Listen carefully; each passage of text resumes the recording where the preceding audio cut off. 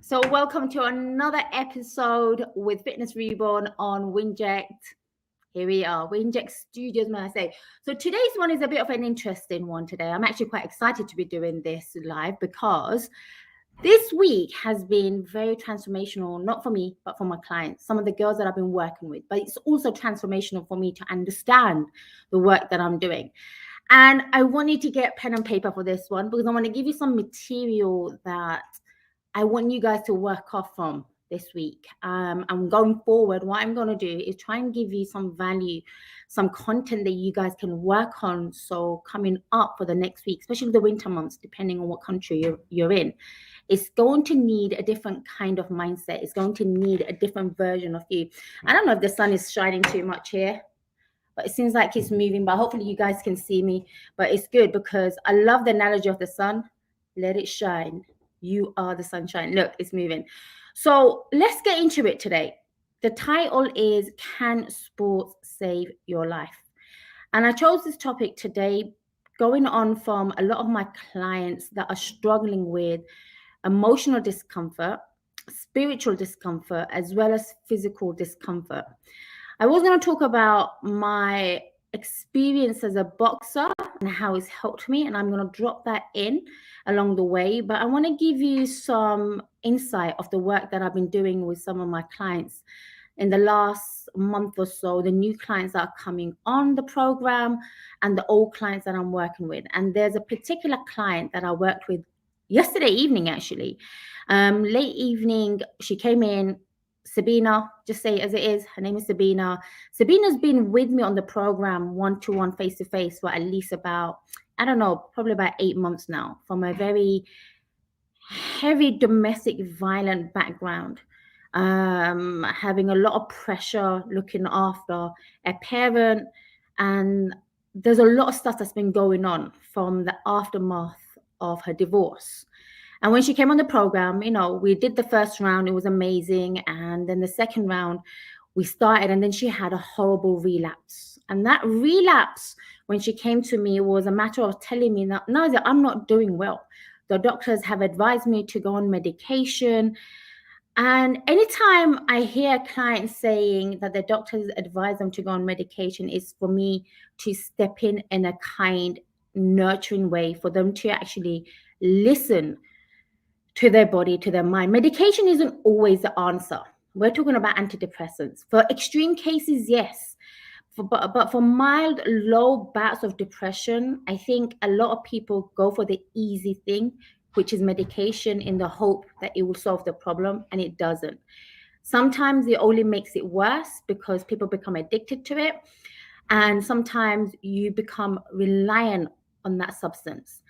So why I'm sharing this with you, and can sports save your life? Yesterday evening, we had such an amazing chat. She did the fitness session. And in the end, what I tend to do with my clients, I tend to just catch up, not about the session, what's going on outside. And I'm going to tell you word by word what she said. Nazia, I'm so grateful that I didn't go on the antidepressant, sorry. The doctors advised me to go and take these tablets. I recommended her to up her game in fitness. Upping the game meaning just find out the things that you enjoy. Find out the things that you love and do it more of it. Increase your water. I recommended that she takes something called 5-HTP, something to help the serotonin levels in her brain, that will help her enhance her happiness, right? And yesterday when she was telling me all of this, and I was just like in awe, because I was like, wow, in a month and a half, she managed to do all the basic stuff that I've been telling her to do, which was wake up, be grateful, drink water as soon as you wake up. Okay, water when you are feeling anxious, depressed, honestly makes it worse for a lot of people, and you don't even realize it. The lack of nutrition, the lack of exercise can enhance those feelings of depression, anxiety, whatever it is, the low feelings, especially with the winter months.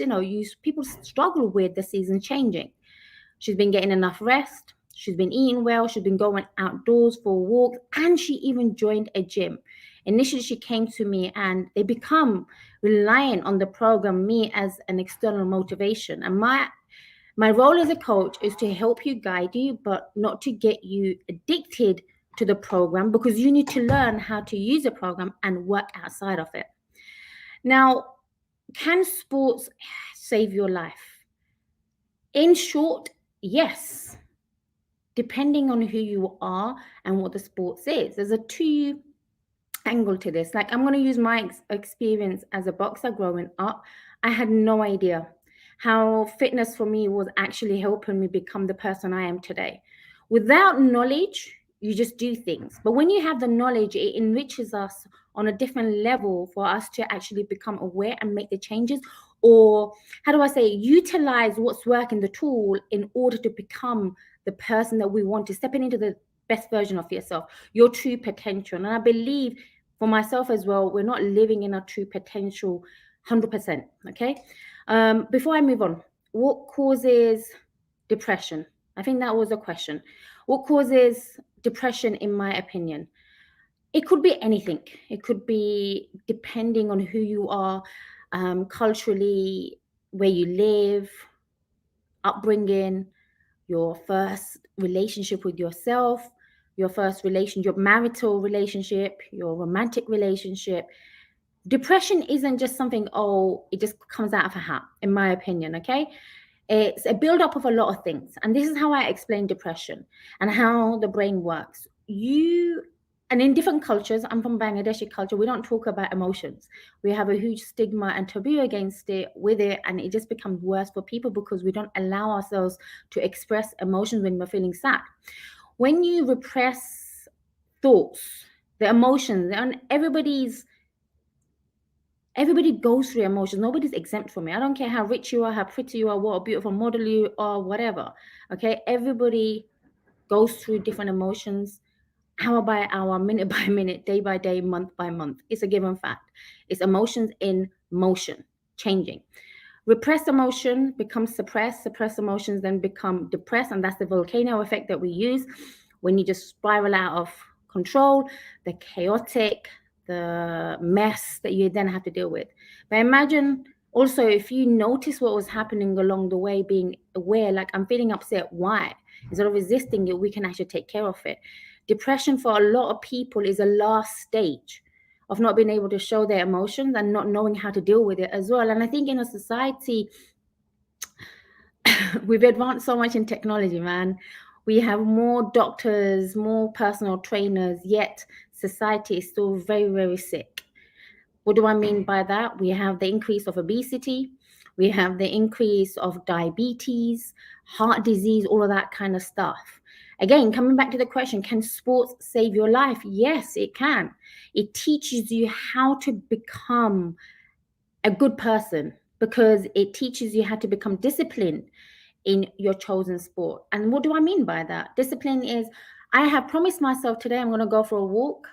If I don't do it, what's the repercussions? And if I do it, what are the rewards?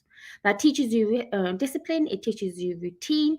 It teaches you how to set your standards. Like for me in boxing, it was a matter of letting go of my ego and my pride. Boxers have a lot of ego. I did once. I thought I was euphoric. And that's a buzz I had. The buzz wasn't punching people in the face. It was knowing I can actually box. Knowing that I was unique at the time because I was one of the only females from my backgrounds that was doing it. So that set me on a platform where I wasn't average, right? In my thoughts, I wasn't average because a lot of the females in my background weren't doing it. And that made me feel good because I'm one of those people who thrives on off doing different things. So coming back for you guys to understand who and where you are right now, if you are struggling with or battling with depression, anxiety, low moods, not feeling good enough is another one, not feeling like you have a purpose. Sometimes our purpose can be found on the journey of our fitness journey, right? I know it sounds really weird, but it really makes sense when you go on the journey. When you have traveled 30 minutes to get to your gym or whatever the sports is, jiu-jitsu, Brazilian jiu-jitsu, MMA, whatever it is who you are becoming along the way. And I think a lot of people forget the journey because they just want to get to the weight loss goals etc., etc. Okay, I want you to get a pen and paper if you are watching this and write down everything that maybe you're struggling with right now, and write down what caused the struggle. And I believe most of us don't understand what the struggle is. And I'll give you another example for myself. When I went through the depression at the age of 30, I couldn't make sense of it. There was so much inner conflict within me that I forgot that I mattered. But then when I dissected each thing, it made sense why I was depressed. It made sense why I was behaving in the erratic ways. It made sense to why I became quite introverted, withdrawn, just not with it really. But then when I found myself in the midst of it, the only thing that saved me was fitness. And I'll tell you how. Every morning I woke up, I knew I would go to the gym. It was in my blood. But it just stopped the kind of negativity that was constantly going through my head. I'm not good enough. I feel sad. I hate myself. I hate my body. I hate everything about me. But when I was in the gym, there was no noise in my head, because in the gym, I'm focused on the pain of my physical body going through lifting the reps. I used to do some crazy things. Like, for example, when it was cardio days, I would set a time, 30 minutes. I couldn't even do 30 minutes. I knew my max potential was 10 minutes, but I would say 30 minutes now today. And what I would mentally do is, who am I going to become if I don't complete these 30 minutes while I'm here in the gym for that 1 hour? That's my target. Am I going to meet it? Maybe I will. But if I don't, what will happen? And every time I wanted to give up, say after 20 minutes, and it got hard. It didn't get hard physically, it got hard mentally. I'm going through pain. I don't want to be in pain. I'm resisting it. I have to now channel my inner thought and my energy by using the cardio machine to say, you got 5 more minutes left. You are not getting off, honey. And I would do it. And afterwards, what happened was a part of my brain would be like, wow, you actually did it, which made me feel happy. That was the only task I did during my depression, was get the 30 minutes done. But also what it did, it allowed me to hold on. I know it sounds crazy. It allowed me to hold on. If I can do 30 minutes on that cardio, I can hold on outside. I can hold on to the depression. I know it will go. I know I will get better. And that's how I literally survived depression, by using fitness. It was literally my savior. I appreciate people who more now, when they tell me they've gone through all of this and they've come to the other end of who they are now. When I was young, I had no clue about mental health, no clue about emotions, no clue about depression, because culturally we were put in a box to be perfect, to grow up, to get educated, to get married, to have the 2.4 children. There was no us finding ourselves. So finding who I was in the midst of all the crises I went through, now I look back at it, I think, freaking heck, I've gone through enough, and whatever life has to give to me now, I know I can manage it, because I have this one powerful tool, is knowing how to exercise my mental health and my physical body when the shit hits the fan. When things hit the fan is the time when we need the tool of fitness more, because the basic foundation of you becoming better again is about moving. It's about you shifting your emotions. It's about you knowing that you can do it as well. And at the end of the tunnel, that there is light. I had a question here. I just want to quickly make sure I answer it. What do you do if you're not a sport person? Do you have a tip on keeping yourself motivated in health when you struggle to keep going? Absolutely. There's 2 parts of the question. Let me repeat again.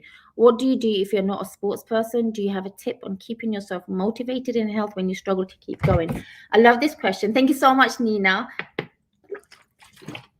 I believe every single one of us is a sports person, because we were born with a body.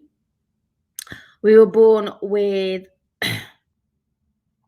a brain, and it's about just doing the first thing. You don't have to be an athlete to start exercising. You do not have to be a world champion to get going. I was one of those people at the age of 16, 17. I just went for a run. And that was it. I became addicted to the feeling of running. And then that led me to go to boxing. I started boxing at the worst times of my life, by the way, which was just transitioning from my teenage years into the early 20s. Again, I had a horrible identity crisis. Boxing gave me an identity. But when I went through the depression, I was stripped away from that identity because I didn't want to be known as just that brown girl being a boxer. I didn't want to be known as Nazia the boxer. There was so much more to me than just being a boxer.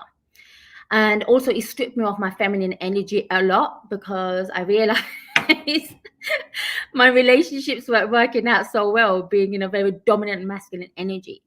So to answer the first part, I think everybody's a sports person. If you are somebody who's struggling with motivation, again, motivation is a very overrated word because really and truly, we are all motivated in different ways. Find out all the areas that you're motivated in. That doesn't require fitness. That doesn't require anything to do with your health. And that is, you wake up every morning and you make your bed. You're motivated to do that. You wake up and you go to work. You're motivated to do that. You're motivated to go and empty your bowels when you need to. This is motivation as well. Do you think about the small things? You wake up and you feed your child. You wake up and you feed yourself. So really and truly, it's coming back to the baseline of how do I want to feel? How do I want to feel? Fitness for me gives me the buzz. Even in the first thing in the morning, like I'll give you an example. Yesterday, I woke up and I had a crazy day. I had one of the most packed out diaries. I'm dealing with clients. These clients are not easy. It's not just about training and making them look good. Every single one of my clients come in with issues, marital issues, depression. They come in with self-image issues. They come in with things they haven't dealt with since the age of 15, 16, and they're now 50 years old. So it's not just about getting them to do a rep or set, but it's about using the reps and set for them to understand that they are capable. So yesterday when I came in, I knew I had a hard day ahead of me, and I knew I also had a crazy weekend. I didn't get enough sleep. But the moment I wake up, I have to serve me. I have to serve myself and understand by serving myself, I can give the world what they need. I'm here to serve. I'm here to change one client at a time. So if I don't go and get my endorphins, the endorphin kick, if I don't get the boost of serotonin, dopamine, and oxytocin as well from a workout to, how do I call it? The vessel, what's the word I'm looking for? To warm up me mentally and to give me that power from within. If I don't do it, I know I'm going to come here and feel sluggish. I know I'm going to come here and give maybe off key parts of me. If I'm tired, I know I'm not going to be with it. And if they're paying clients, I'm doing a disservice. So always serve yourself first. From the moment you wake up, how are you thinking? What are you drinking? Do you see? Water being lifeline for you to become happy again, for you to live life again. So, an exercise. These are the things, these are primary things that was given to us. And if we're not using it, that means we have to go back and look at it at the baseline. How do I want to feel? Great questions to ask yourself. I have to serve me first. Love it. Yes, absolutely. Thank you so much, Nina. And I always say to my clients and myself, how do I want to show up today in life? How do I want to show up for my clients? But most of all, how do I want to show up for myself? And then it's, how do I want to feel? So I'm going to wrap this up. So get pen and paper, write these things down for yourself. How do I want to feel? What am I struggling with at this moment in time? And what are the small things that I can change in life that will enhance me? And 1 month later, you will see those small, minute things that you're doing will create the big picture. And I always remember this phase that my mentor said to me was, think big, but act small. What we tend to do is think big, act big, and we get overwhelmed, and the brain doesn't like it. This is why New Year's, I'm going off a note, but this is why New Year's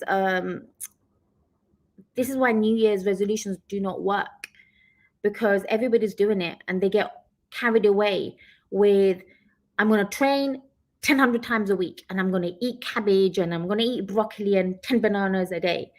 Give you a week max, these people come off the wagon. By February, mid-February, everybody's come off their fitness goals, and it's like another set of goals for the spring, then summer. And this is why it's harmful for us in the fitness industry to keep setting these trends, because if you don't understand the psychological way a human operates, then we've lost the point of going for those goals. One thing at a time. Reward system, put something in after you've achieved those small milestones. When you've achieved something during the day, like, oh, you've done your water intake 2 liters, well done, what can you do tomorrow? Always praise yourself for the small things that you do is so important. So that's it for me. Hi. So that's it for me today. Hopefully this gave you some insight of actually taking control, taking back the leash, taking back ownership of who you are. Because if you feel good here, right in your body, you feel good up here. When you feel good up here, you're able to just put good things out there. And people who are serving in the serving community, you have to make yourself a priority all the time. So this is Nazia Khatun, Fitness Reborn. I put loads of content in the course, and obviously let me know if you guys want anything more from me. I look forward to connecting with you next week, and it's over now. See ya. Podcast is brought to you by WINJECT Studios. We are an all-in-one educational platform for podcasters that revolutionizes how hosts leverage content to increase engagement with listeners, downloads, and income. We come together to focus on community, collaboration, and collective impact. For more information on how you can interact directly with our hosts, access exclusive live content with offers you can't get anywhere else from our official partners, join our purpose-driven community by visiting www.winject.com. If you're ready to build a career doing what you love, then we're ready to see you there.